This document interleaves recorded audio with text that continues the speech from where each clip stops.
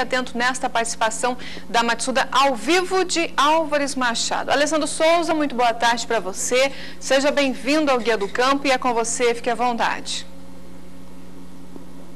Obrigado, Juliana. Boa tarde para você também. Uma ótima tarde a toda a equipe do Guia do Campo e a você, telespectador do SBA, que nos acompanha através da sua antena parabólica. Boa tarde para você também, internauta, que nos acompanha através do nosso portal, matsuda.com.br, ou o sba1.com, que é o site do Sistema Brasileiro do Agronegócio. Bom, quando a gente fala de produção animal, quando a gente fala em pecuária brasileira, estamos falando em um ramo da nossa atividade que é realmente visto com bons olhos, porque na verdade é do Brasil que se espera o fornecimento de carne para uma demanda crescente, para uma população que é crescente, que em 2050, segundo a FAO, pode chegar a 9 bilhões de seres humanos. Então, como alimentar toda essa gente? A gente tem respostas, temos uma produção, temos uma expectativa de produção em cima da nossa carne, mas a gente tem que produzir bem, tem que ser um bom alimento, tem que ser coisa boa realmente. E esse assunto aqui, ele está intimamente ligado com a nossa produção e com como a nossa carne é vista lá fora. Então, para falar a respeito desse assunto, tenho o prazer aqui, a honra de receber em nossos estúdios o professor Vilmar Marçal, médico veterinário, professor e pesquisador da Universidade Estadual de Londrina. Mais de 30 anos de formado, mais de 26 anos de UEL, trabalha bastante com extensão rural e nos dá o prazer de sua presença aqui nesta tarde de segunda-feira. Em primeiro lugar, seja muito bem-vindo, é um prazer tê-lo aqui com a gente. Muito obrigado a você, Alessandro, um abraço a Juliana lá em Campo Grande, a todos os nossos telespectadores. É uma alegria muito grande poder voltar a Álvares Machado, né? E emblematicamente a Matsuda sempre aqui presente, com ensaios de ponta, pesquisas também, porque ela pesquisa muito, acompanha o mercado. E a gente tem muita honra e muito prazer de estar aqui com vocês compartilhando essa tarde. Bom, é um assunto bem relevante, né? Principalmente para aquele que produz a carne, mas também é um assunto que interessa muito aquela pessoa que não está diretamente ligada à cadeia produtiva, mas que vai receber a carne lá no final do processo. É a dona de casa, é o dono do restaurante, aquela pessoa que vai comprar o produto lá no supermercado, não é? Risco dos metais pesados nos suplementos minerais. A gente vai falar um pouquinho a respeito disso a partir de agora. Bom, o que a gente pode dizer a respeito dessa questão dos contaminantes nas formulações de minerais produzidas no Brasil? Olha, Alessandro, eu vejo dois aspectos importantes em relação à questão da nutrição mineral no país. Primeiro, que a nutrição mineral nasceu como uma necessidade de manejo. A partir do momento que o homem cercou as áreas, ele impediu que o bovino e os animais migrassem para buscar os minerais nas florestas, nas matas e tudo mais. Então, qualquer produção pecuária hoje no país, ela precisa necessariamente de uma nutrição mineral. E isso tem que ser feito de modo bem feito. Então, a primeira questão que eu levanto é a seguinte. Primeiro, nós não podemos trabalhar a pecuária de forma amadora, né? Achar que um produto, porque ele é barato, ele é bom, porque ele compete com o outro, porque ele tem uma condição melhor, não. Eu acho que, primeira questão na nutrição mineral. Nutrição mineral vai dar para nós os resultados da rentabilidade, porque ela mexe especificamente com o sistema imunológico e metabólico do bovino. Se a gente tem uma formulação mineral boa, nós temos um resultado bom. Se a gente quer, normalmente, comer um prato bom, a gente sabe como fazer o prato e sabe aonde comer esse prato. Exato. É o mesmo princípio. Então, o bovino, por exemplo, ele tem que ter uma suplementação mineral boa. Eu vi você falar em produção, e eu diria mais, produtividade também é importante. Talvez a gente não precise nem aumentar muito a produção, mas a nossa produtividade aumentando, que é produção por área, nós já estaremos contribuindo e muito com todo o empreendimento que é a pecuária hoje. E o segundo aspecto, Alessandro, que eu diria, é que a gente absolutamente deve abolir as formulações piratas. A pecuária não admite mais pirataria. Produtos que não têm índole, produtos que não têm origem, produtos que muitas vezes são contrabandeados, produtos que são trazidos para o Brasil numa forma de baratear custo, para depois chegar à pecuária, ele não dá nenhum tipo de resultado a médio e longo prazo. A pessoa pode estar achando que está fazendo um grande negócio, mas ela está comprando um produto pirata. Isso serve tanto para o suplemento mineral, como para alguns medicamentos que muitas vezes, lamentavelmente, entram pelo Brasil por uma via que não seja a via normal. Então, a pecuária não admite amadorismo e não admite pirataria. Se você que é um pecuarista, é um empreendedor, quer trabalhar com rentabilidade, quer que o seu animal cicle, reproduza, tenha uma boa condição de carcaça, te dê lucratividade, você tem que primar exatamente por uma qualidade nutricional. Não se pode hoje imaginar alimentar um animal com qualquer tipo de alimento, qualquer tipo de suplemento. Então eu gostaria de alertar sempre as pessoas. Eu estou há muitos anos trabalhando com isso, já quantifiquei uma série de amostras a nível de Brasil. Obviamente que a gente não divulga nome, porque o nosso intuito não é denegrir ninguém. Mas a gente sabe que é necessário seriedade dos órgãos fiscalizadores, é necessário que o pecuarista entenda que um suplemento mineral contaminado vulnerabiliza a criação dele. Cria certa perspectiva negativa, porque amanhã ou depois isso pode ter uma repercussão. E há o desdobramento natural quando se usa um produto que não é confiável. Você tem, por exemplo, intervalo de partos maior, você espera uma espermatogênese melhor do seu touro, que não acontece. Então, Alessandro, as derivações disso são muitas. Então, o alerta que a gente diz é o seguinte: quando você vai fazer uma vacina no animal, você procura sempre usar uma boa vacina. Quando você vai fazer um produto, você sempre procura usar um bom produto. A nutrição mineral não é diferente. Porque se a gente imaginar que o animal todos os dias vai lamber aquele sal, ou vai de alguma maneira introduzir aquele sal no seu organismo, é importante que isso seja de qualidade, né? Então é o mesmo princípio dos humanos. É muito prazeroso a gente comer uma comida bem feitinha, saborosa e que tem uma boa origem. Os animais também é a mesma coisa. Agora, quais são esses contaminantes?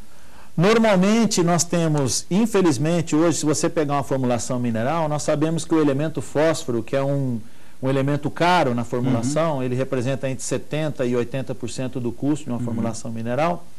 Ele é o grande vilão, não ele especificamente, mas o que vem agregado à fonte que é usada, porque algumas fabriquetas, me perdoe o jargão, elas usam uma fonte de fósforo alternativa, que não seja purificada, porque como esse elemento ele é caro na hora da composição, então vamos usar uma formulação, uma matéria-prima mais barata para depois baratear custo.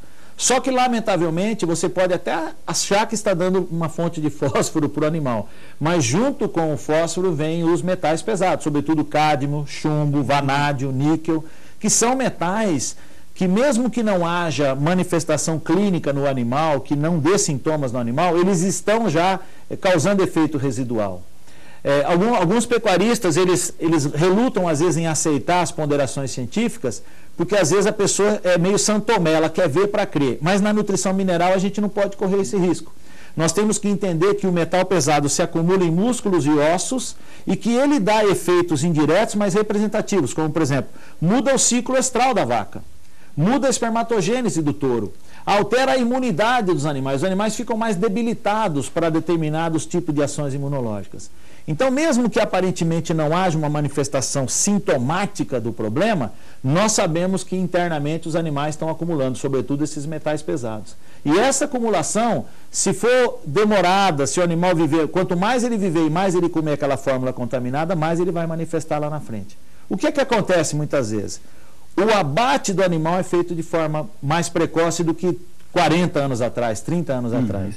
Mas esse abate pode até mascarar a sintomatologia que não é evidente no momento. Mas o animal internamente tem resíduos dos metais pesados. E a gente está falando isso, desses resultados negativos, focando e levando-se em consideração a matéria-prima que foi utilizada naquele suplemento mineral, na produção daquele suplemento mineral, que se não for de boa qualidade, de uma boa origem, pode ocasionar esses problemas. E já que você tocou no assunto, eu quero aproveitar e dizer que também os microelementos, as matérias-primas dos microelementos, porque o fósforo é macroelemento, né? As matérias-primas dos microelementos também têm que ser bastante monitorada, embora sejam quantidades menores que vão na suplementação, mas ela tem que ser bastante monitorada. Eu volto a fazer, Alessandro, aquela comparação com um bom prato de comida, né? A gente vai, às vezes, comer um arroz, feijão, uma salada, uma carne, uma batatinha, tudo a gente espera que tenha uma boa qualidade, né? O suplemento mineral é uma reunião de elementos minerais, de macro e microelementos, que precisam ter uma boa matéria-prima de origem. Por quê? Porque o efeito dele no organismo tem que ser um efeito produtivo para o animal, ou seja, suprir aquilo que o animal precisa, para crescer, para dar leite, para formar carcaça e tudo mais. Na medida em que este contaminante ocupa o receptor celular, onde deveria estar o bom elemento mineral, ele está sendo ocupado por um metal pesado. No caso do chumbo e do cálcio, por exemplo, o cálcio perde para o chumbo ocupa o receptor que deveria ser do cálcio. Então nós temos aí uma pequena absorção de cálcio em função de que o metal pesado, o chumbo, está ocupando o sítio de recepção do elemento mineral e está impedindo que o cálcio seja absorvido. Percebe que às vezes nem sempre eu tenho sintoma, mas eu sei que uma fórmula mineral que traz com ela esses arrastões metálicos como chumbo, cádmio, níquel, vanádio e outros, acaba ocupando os sítios que deveriam ser dos macro e micro elementos mais essenciais ao animal. Professor, até agora a gente falou dos prejuízos que o pecuarista pode ter, não é? Com prejuízo à reprodução dos animais, com o desenvolvimento dos animais, mas de alguma forma esta escolha mal feita por parte do fazendeiro, do produtor, em trabalhar com suplemento mineral que pode gerar esse tipo de consequência, essa escolha mal feita pode chegar até a gente que compra esse bife que o senhor falou aí. Nós somos uma cadeia alimentar, né? Nós utilizamos o animal como um sustento, uma fonte de proteína. Pode. Acontece já de alguns trabalhos já apontar o risco transmitido pelo leite, pela carne. É lógico que aqui a gente não quer criar nenhum pânico, né?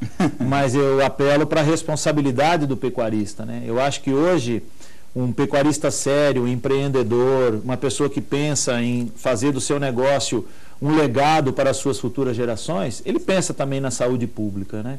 Não é possível hoje a gente achar que uma formulação paraguaia, com todo respeito ao país, tem lá seus contaminantes e vai de alguma maneira agregar valor rentável a ele. Não vai. O Brasil tem uma tecnologia de ponta interessante em relação à questão da nutrição mineral. Nós não perdemos para país nenhum do mundo, né? Eu acho que a gente tem aqui bons exemplos, boas empresas. A Matsuda é uma delas, nós temos outras também, sem dúvida nenhuma. Mas a gente tem que lembrar sempre que na ponta da cadeia lá está o homem, está o ser humano, está a criança, está a pessoa que depende desse alimento, essa fonte proteica, leite e carne. E isso precisa ser feito com bastante seriedade, porque é lógico que transmite, é lógico que passa, né? Tudo que o animal ingere de alguma maneira, sobretudo no leite, é passado para o ser humano. Então vai aí a consciência não só ecológica, mas de responsabilidade civil de cada um, né? Cada um de nós que é produtor, que é pecuarista, sabe que, na medida do possível, a tecnologia veio não é para encarecer, para deixar a fazenda mais tecnificada, não, é para mostrar que resultados sérios são importantes, porque a pecuária ela não pode ser uma pecuária baseada só na questão do empirismo. Ela é uma pecuária hoje onde tem somada a ela toda a questão tecnológica, e para isso que as universidades, os institutos de pesquisa se aproximaram das empresas numa parceria público-privada ou privada-privada muito interessante, onde a gente pode levar ao homem do campo os resultados de pesquisa e ao mesmo tempo demonstrar que cada um de nós tem responsabilidade sobre a saúde pública. O professor trabalhou bastante com extensão, né? Sabe muito bem. Trabalhei com extensão, sempre tentei conscientizar as pessoas da necessidade, sobretudo, dos produtos de origem animal, né? A gente ainda tem alguns grandes centros que tomam leite cru, né? Que era uma delícia na época que nós éramos jovens, né? A gente colocava um pouquinho de café na caneca, ia lá e ordenhava na hora. Hoje já é um pouco arriscado falar nisso, tem doenças e tem outras coisas.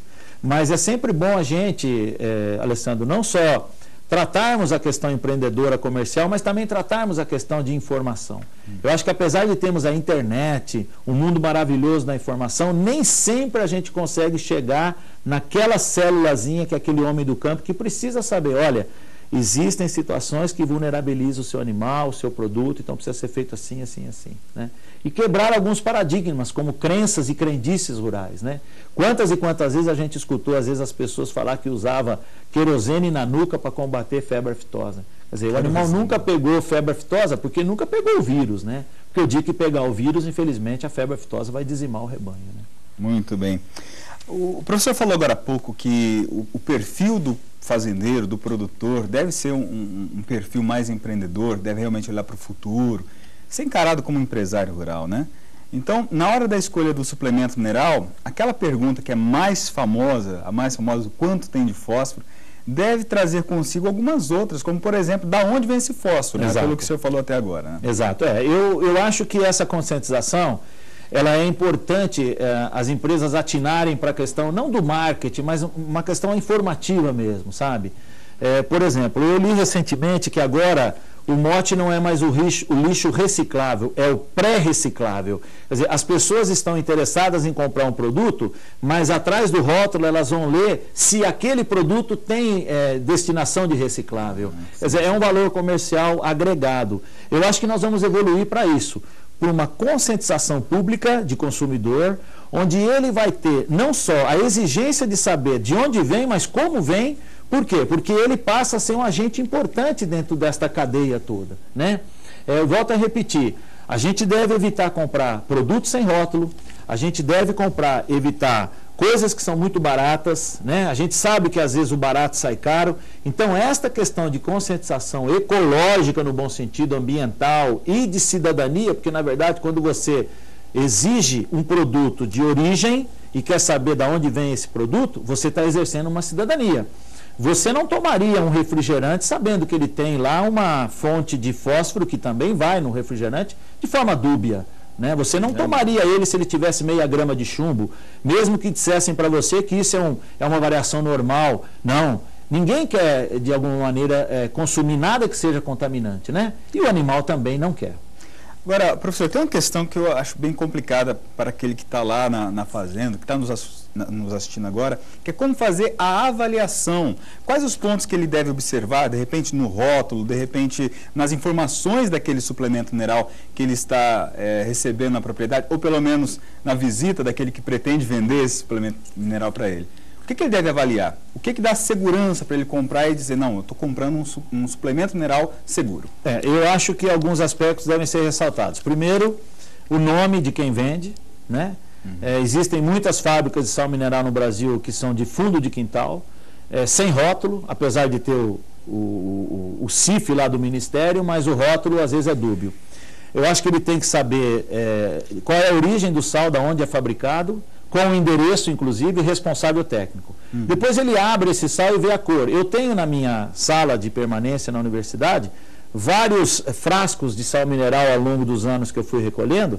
Eu tenho desde o areia, que é o normal, até o mostarda, diferentes colorações. É óbvio que isso tem alguma coisa que está fora do eixo, porque o sal mineral não pode ter uma variação de cor tão grande, mesmo que tenha aditivos, mesmo que tenha algum outro produto.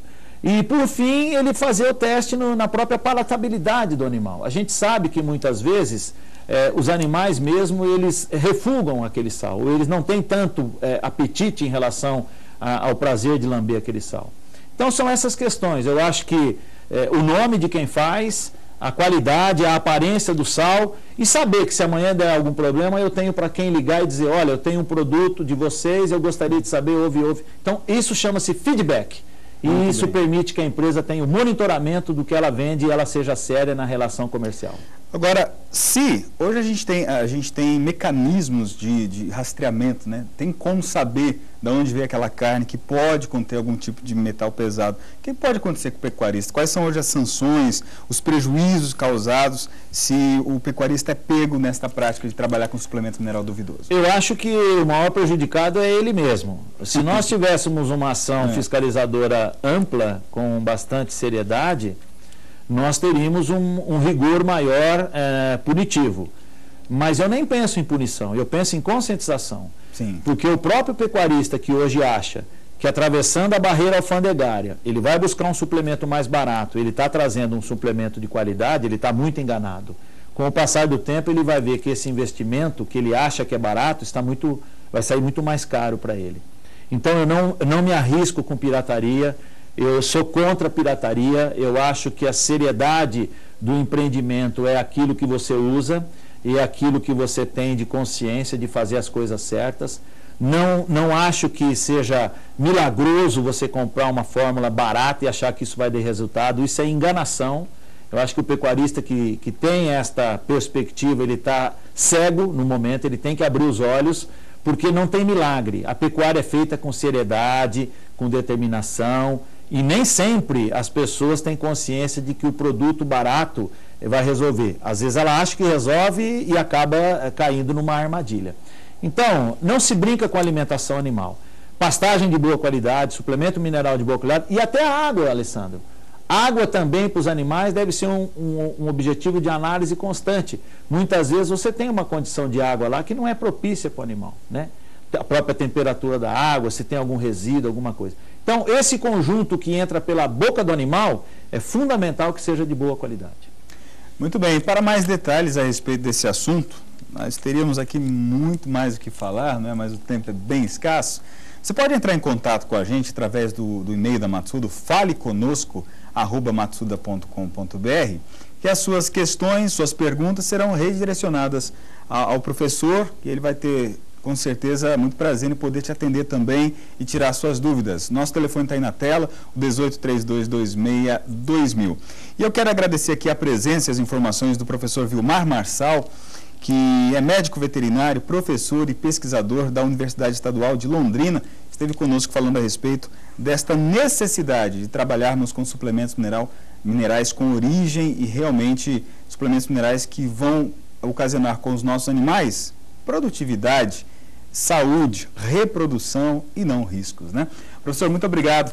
Vou até quebrar o protocolo aqui, apertar sua mão, porque é realmente um grande prazer sempre recebê-lo aqui em nossos estúdios. Satisfação tê-lo aqui, à disposição de todos os telespectadores, para que a gente possa ir esclarecendo as dúvidas e melhorando cada vez mais a vida do pecuarista.